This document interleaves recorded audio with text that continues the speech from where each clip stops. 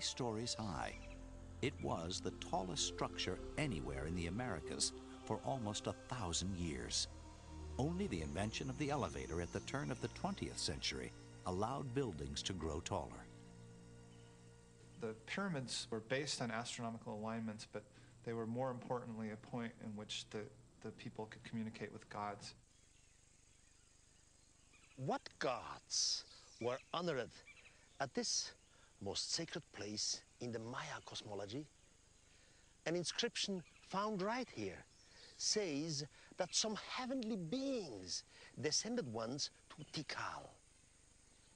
Did the Mayas expect the return of these visitors from the sky someday? Were the pyramids some kind of receiving platforms for the gods? Or is this all just a legend? I believe it's true.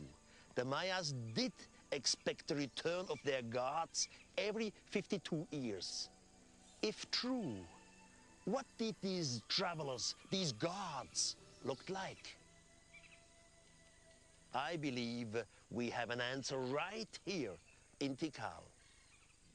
Could this be the face of a visitor from outer space? I believe that the design surrounding this face is actually the helmet of a spacesuit. Even though the head of this carving has been broken off, there are many provocative details to be found.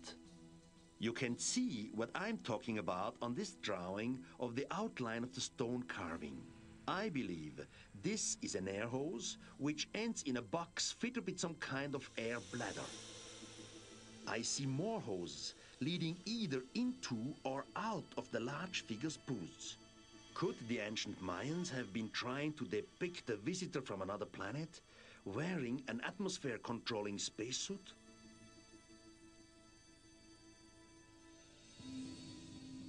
Does this statue suggest a Mayan close encounter? Is it possible the Maya misinterpreted technology they did not understand? Whatever the ancient sculptors intended, they have passed down to us a compelling mystery. But perhaps the most intriguing of all the mysteries surrounding this ancient people dates back to the very dawn of the Mayan culture. The beginning of a calendar is usually a very important event. Our calendar, for example, starts with the birth of Christ. The Maya calendar was completely different to the calendar we use today. Transposed onto our calendar, the Maya calendar begins on August 11th, 3114 BC. The Mayas didn't even exist then, but their calendar starts there. But what happened 3114 BC in Central America? This is handed down precisely in the book of the Jaguar priest. It was the year when the gods arrived. This is when they descended the path of the stars. They spoke the magic language of the stars in the sky. Yes, their sign gives us certainty that they will again descend from the heavens, the 13 gods and the 9 gods, and there will be a new order to what they once created. The idea that gods descended to Earth thousands of years ago is common in the mythology of many Central American cultures. I believe we see an example of this in a stunning folk ritual carried out in Mexico. These are the fearless voladores. Voladores means those who fly. After participating in the sacred dance, 5 brave men climb one after the other to the top of a 100-foot-tall pole. Any carelessness, any mistake, any slight miscalculation could bring this ritual to a sudden end. But the voladores' preparation has been thorough.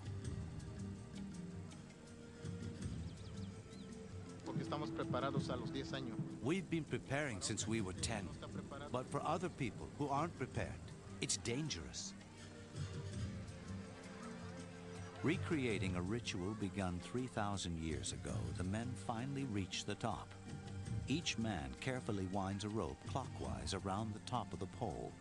Each member of the team must carefully layer his rope with the others. The platform begins to rotate. The most dangerous part of the ritual is about to begin.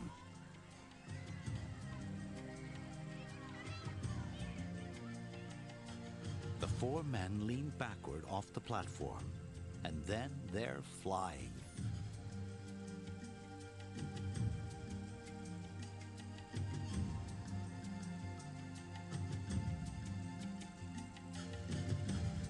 Some maintain each of the voladores reflects the points of the compass. Others say the rite is part of a larger celebration related to the movement of the sun and stars. Each one of us represents earth, air, fire, and water. The flute player represents the sun god, El Caparel.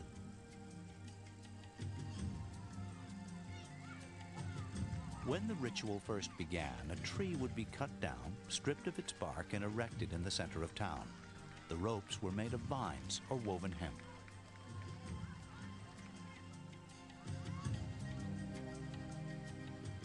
The length of this rope is calculated in a way that each of the four Indians circles the tree exactly 13 times.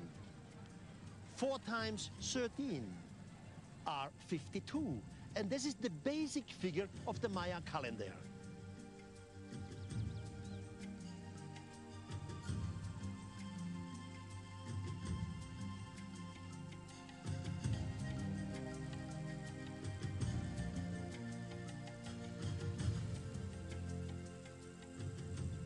Los voladores, as they are called today, represent the descending of the gods from the sky to earth.